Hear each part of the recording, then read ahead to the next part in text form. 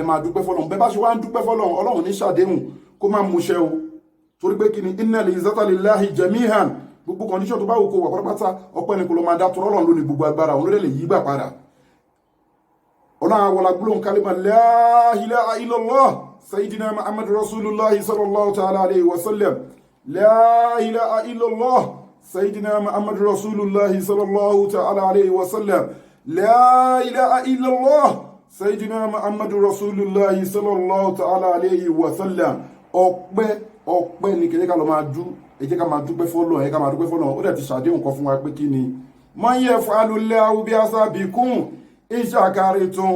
wa amantum wa kana Allahu shakiran alima man yaf'alullahu bi'asabikum Ọlọ́run ní kí máa fìyà jẹ yín kí máa fún yín ní problem kí ni mo fẹ́ fi ṣe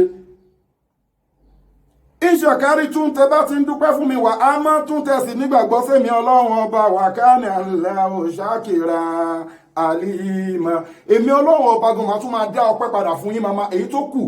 kù díẹ̀ káàtó nínú ọ̀rọ̀ yín màmá bá yín yanjú ẹ̀ àlìmọ̀ torí mo nímọ̀ nípa gbogbo ìṣòro tó wù kó bá ẹ ìdí tí mo fi ní kémi àti ẹ ká máa dúpẹ́ nìyẹn torí Ọlọ́run nímọ̀ sí gbogbo kùdìẹ̀kudiẹ tó kù nínú ìṣòro wa Ọlọ́run nímọ̀ nípa